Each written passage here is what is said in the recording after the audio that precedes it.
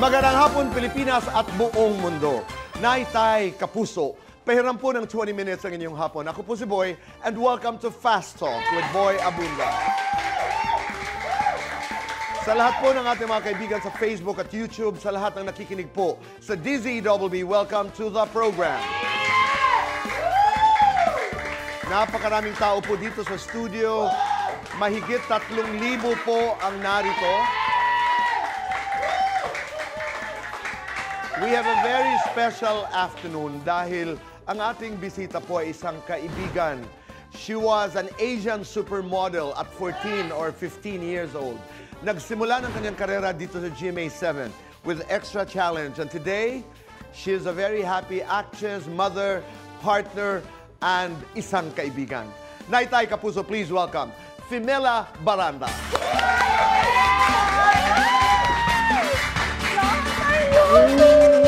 Oh my God! Tagal natin hindi nagkita. Mga 10 years po. 10 years ago. Diba? Pinaiyak mo na ako. Pinaiyak dahil nagluluka-lukahan ka. Yes. But I'm so happy. I'm so happy. Bahagi ka ng kwento ng aming buhay, ng aking buhay. At para kang, alam mo naman yan, you were like a sister. You are like a sister. Hindi ba? Of course, ito Boy, lagi kang nandun para gabayan ako. Siyempre. As your younger sister. Tama Lokalokang yun. sister. Madalas po, sinasabi ko ang mga bagay na maganda at ayaw niyang pakinggan, pero sinasabi ko. But I'm proud to be part of your journey. And I'm proud that you are where you are today. Thank you, Tito Boy. Pero umpisa na natin dito kasi ang aking pagpapakilala sa iyo ay you were a supermodel at what, 14, mga 15, no? 13 years old talagang sumali na ako ng Pink Soda Club noon. Talagang nagpumilit akong sumali. Sabi ko, Mami, gusto kong sumali dito sa Pink Soda Club. Tapos, after noon, everything was history, tuloy-tuloy. Kasi I was very lucky na naging commercial model ako, regional, from Hong Kong to Singapore, Nag-base ka ba sa Hong Kong? Yes. Rumampa ka o TV commercials? commercials talaga. TV commercials? Yes. Kailan ka nag-umpisa rumampa? Rumampa, 16 siguro. More, kasi Tito Boy, actually, maliit ako for ramp model. Kulang ako ng 2 inches. Talaga? Yes, How tall are you ba? I'm 5'6". Ang mga kasabayan? Kasabayan ko, kabatch ko, Wilma Docent. Tama ka, RD. Yes, si Wilma Docent, Okay. of course. Medyo mas bata ako sa'yo, Wilma, pero kasabayan ko siya. May pagkakaiba ang lakaran noon at ngayon? Madami, Tito Boy. So, may katulad? mga era yan. Sige nga, sige So, nga. Lalo na doon sa mga nangangarap pagmodelo, Okay. Fem is an authority. Ito yun. Sige nga, So, marami ito, yan.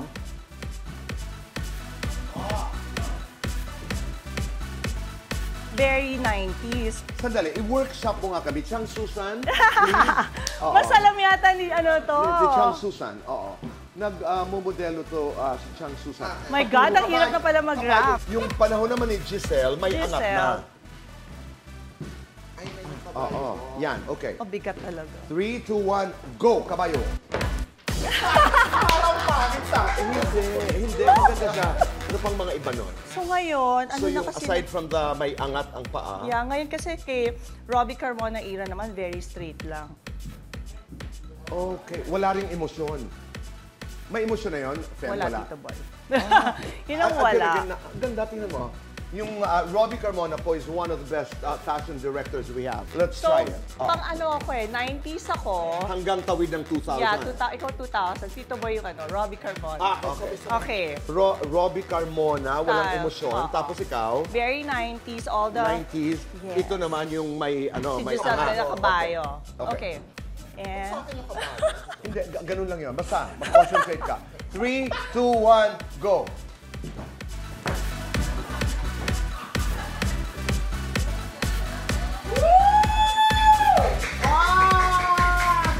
Gano? Iba-iba! How was your finances during that time? Magandang bayad? Sa commercials, yes, Tito Boy. That really gave me a lot of...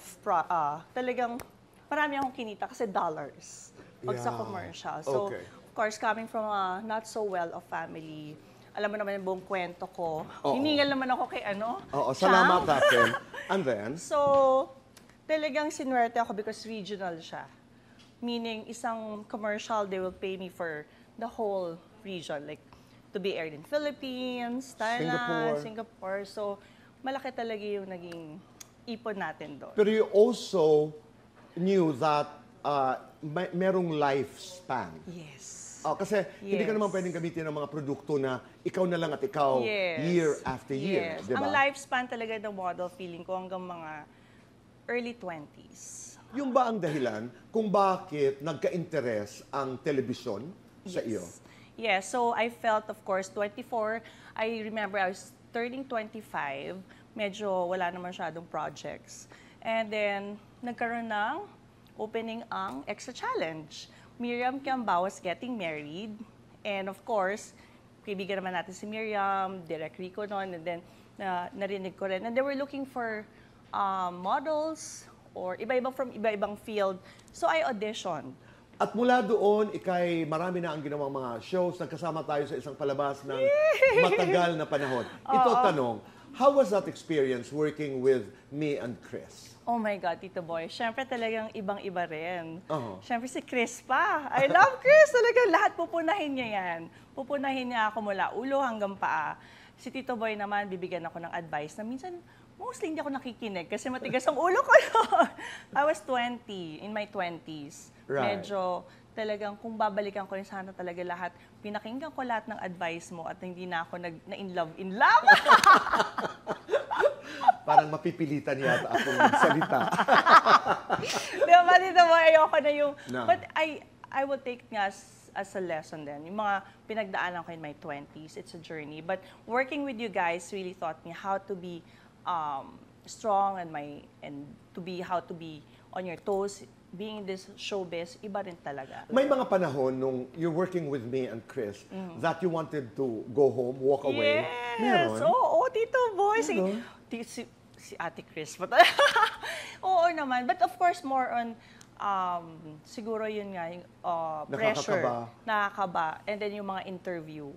Talagang minsan hindi mo alam kung, hindi lang naman sa inyo, pati ini-interview ko. Pero now you're back because you have a television series. Yes! And it's called Slay. Slay, Tito Boy. Talk about it. Ano to? Okay, so I have a new challenge now, Tito Boy. So ako ngayon ay isang controlling na ina dito sa Slay ni Gabby Garcia. Controlling mother. Controlling mother. So may pagka-kontrabida. Kontrabida pala talaga, hindi lang pagka. Nasasanay ka na? Nasasanay At ito'y naman. napapanood na po, no? Dito sa GMA7. Yes! Invite Gabi-gabi everybody po. to watch Slay. Gabi-gabi po, 9:25 pagkatapos ng mga Batang Riles. Congratulations, Fem. Oh, thank Napakagandang you. pagbabalik sa telebisyon. Thank Ika nga. you. Iwanan natin ito sandali.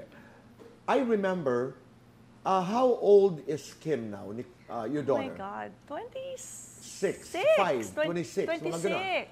Halos kaidaran Yes, ng ka-age ni karamihan Gabby. Ka-age ni Gabby. Gabby, as How in is age she ni Gabby. today? Good, very good. Kumusta ang inyong relasyong mag-ina? Thank you, because of Tito Boy's help na naman. Siyempre, narating ko na ngayon, siyempre, yung gusto ko na maging ina kay Kim. We went through a lot because my mom, yung mommy ko yung naging nanay niya, na of course passed away.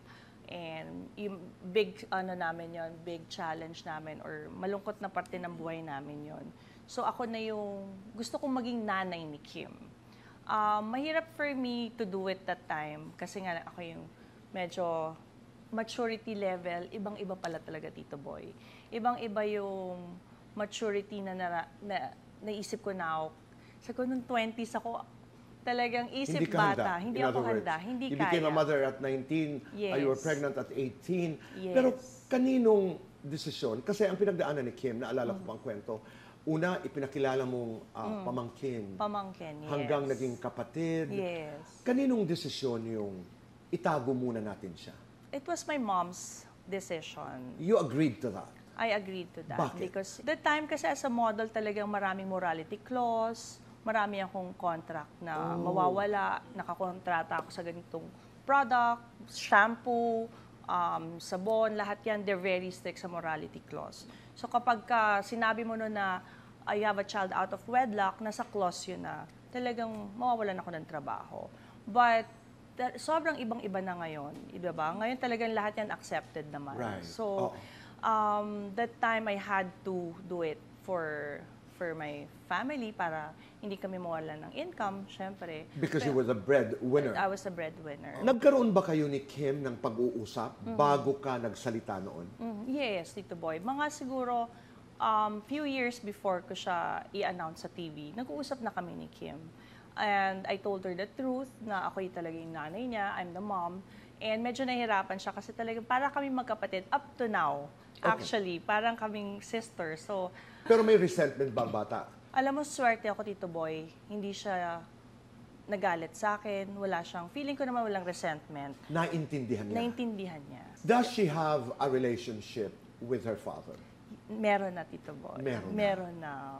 How did it happen? Paano? So, she turned 21 and sabi ko, it's time for her to meet her father talaga, na magkaroon na kayo ng relasyon. Kasi na-meet naman niya yung daddy niya before. But to have a relationship with the father is very important para mabuo din siya. Tama. So, 21 years old siya na. So, 4 years ago lang, talagang I made an effort to na magkita-kita kami. And today, napakaganda ng iyong relasyon sa iyong anak. Yes. Oo. So, ano pa rin, syempre nag-aaway pa rin kami minsan. Para kami magkapatid. Normal, di ba? Tapos, parang nakikita ko rin yung sarili ko sa kanya. In terms of, sa love life, okay, Kim, ha? Pero pinapayagan mo na? Pinapayagan ko na. She's naman, 26. 26. Pero mas mabait na version ko si Kim. Salamat naman. Ito mo, parang sila, ano kwento nito si Pep? Salamat naman, mas mabait na version. And I'm just so proud because you're doing Slay and you're still slaying. Yes, At, slay! You're open about your age. Yes, I'm 45. God. Grabe dito mo. Oo, We did the bus for how many years? I And then know. 10 years old? 20. Pero tingnan mo naman, di ba? Ang importante, patuloy na nagtatrabaho, patuloy na naniniwala, nananampalataya, patuloy na nakikipagsapalaran, at patuloy na tumitindig. Yes. Thank you. So, thank you Thank also. you. I'm just so glad. Let's do Fast Talk. Ayan na! Oh, ayan na! Fast Talk with Femela Baranda. Okay, we have 2 minutes to do this and our time begins now. Slay in heels or slay in sneakers? In heels. Makeup, no makeup. No makeup. Filter, no filter. No filter. Red lips, nude lips. Nude lips. Yoga, badminton. Yoga. Health, wealth. Health. Puso, pamilya. Pamilya. Noon, ngayon. Ngayon. Sexy, classy. Classy. TV, runway. TV. High fashion, street style. High fashion. Best thing about being a woman. Being a mother. Best thing about being a mom. Being loved by your kids. Namana sa ni Kim. Beauty. Namana sa ni Ilya. Brains. Una mong ginagawa sa umaga. Check on my kids. Huli mong ginagawa sa gabi. Check on my kids. Yes or no? May blinak na celebrity. Yes. Yes or no? Naligawan ng politiko. Yes. Yes or no? Pinormahan ng kapwa-artista. Yes. Yes or no? May nakatarayang katrabaho. Yes. Yes or no? Na-trauma noon sa pag-ibig. Yes. Pataas Yes ang or no? pataas. Pumatol sa basher. No. Lights on or lights off? Lights on. Happiness or chocolates? Chocolate. Best time for chocolates. Happiness. Complete this in my 40s, handa na akong... I'm ready to slay. Oh, diba? Pinawisan ako dun sa pataas ang pataas. Yes. Yes. Fem, kumusta ka ngayon? At kumusta ang lagay ng puso mo? Nangangarap ka pa rin bang maikasal? Ang kasagutan sa pagbabalik po ng Fast Talk with Boy Abunda. We're back to the show. Kasama pa rin po natin si Femela Baranda. Fem, kumusta ka ngayon? Kumusta ang lagay ng iyong puso? Pagkasal ang pinag-uusapan, what comes to mind? Kasal, Tito Boy, hindi naman nangangarap, but masaya kasi ako ngayon. Masaya yung puso ko, masaya ako sa pamilya ko. I'm in a very good place. That's right. So, siguro yun nga, kung hindi man kinasal yung mommy ko, I never had that picture ng wedding day ko. Hindi man naikasal ang mami, hindi ka gumawa ng imahe. Picture, ng imahe na ako gusto ko. Ikakasal ako ng Ba't ganito. kayo ni Jason, napapag-usapan niyo ito? Si Jason, tanongin si Jason, No, but you don't talk about it. You don't talk about it. And I totally understand that. Mas working on our relationship. Kasi magkaibigan kami ni Jason dati. You've been together for like 5 years, 20. 2020. Yes, Right, 5 years na. 5 years, oo. And we started off as friends. So kasama ko siyang isang grupo din sa racing. Right. Magkakasama kami and then as a friend. And then 2020, meron kaming karera noon. And then after noon, tara, labas tayo, February, Valentine's. okay. Sabi ko, sige. How do you keep yourselves interested in each other? Nako, ayan na. So, Hindi, totoo yun. ang okay kay Jace, sabihin niya talaga sa akin, kailangan mo nang mag-workout. He says that. He says that. But can you also say that to him? Yes, oo. Pareho kaming ganon. Ako naman, oo nga, ikaw din, Daddy. Sasabayan ko siya. Nagsasabayan kami sa... May seloso sa inyo? Ako, selosa ako. Okay. Very selosa ako. You're territorial. Territorial. More on gusto ko attention lagi na sa akin. Every time, I know this is a very difficult topic to talk about, but every time you talk about marriage, anong attitude na? Marriage kasi that time, I guess yung pinaka nag-usap talaga kami is, hindi naman talaga kami ready nung wag namin gawin yun para kay Ilya. Kasi syempre nabuntis ako. Sorry pero uma-agree ho ako. Oo. Don't do it for the kid. Parang, meron na tayong baby, should we get married? Kasi syempre ayokong lumaki si Ili na katulad dati kay Kim. Marami na akong natutunan because of Kim. But sabi rin namin, ang dami pa nating kailangang trabahuhin sa ating dalawa. So let's not get married for the kid. And for the wrong reasons. For the wrong reasons. So, doon kami nagkasundo. And I guess, malay mo naman, di ba? May plano pala siya. Hi! I won't say no. Hint Alam mo, na, hindi ka pa rin talaga nagbabago. Yung core Femela Baranda, nariyan pa rin talaga.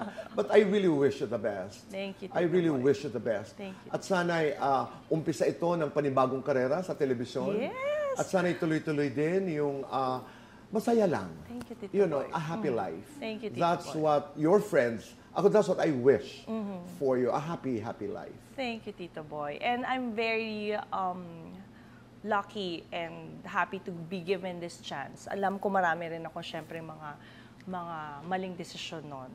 And to be given this opportunity ulit, it's very, very humbling and talagang parang takot na ako magkamali ngayon. Baliktad naman. As in, takot na ako magkamali. I'm very mindful. Alam mo yung talagang word na woke. Yes. Pagkain, lahat. Kasi I've been gaining weight. Lahat yan naiisip ko na dati wala. Very careless tayo, diba? Spontaneous, lahat. Ngayon, bago ko gawin isang bagay, pinag-iisipan ko ng mabuti. I guess talagang nag-work na yung mga pangaral mo sa akin. Tama. Hindi, at saka you talk about gratitude. Gratitude. Of having been given another chance. Yes. This time, sana ma-prove ko naman yung sarili ko as actress. Diba? And that's what we're gonna do, no? You're slaying it now as an actress. Pero Chang Susan, isa na lang, subok lang tayo. Hindi, ganito, magandang ideya ito. Halika, meron sinasabi si RD dito. Nagmumodelo tayo, pero hindi nag-uusap-usap. Kasi may away tayo. Okay. Hindi, di ba, kanda tabi, dito ko sa gitna, Chang Susan. Halimbawa, finale ng fashion show, ang ating designer ay si Bang. Ganun. Okay. Ang clothing line ay BAM! Ganon. Nagmumodelo tayong tatlo, pero magkakagalit tayo. Okay? Okay. Ready ka? Chang Susan? Yes. Okay. 5, 4, 3, 2, action! Ay, sorry.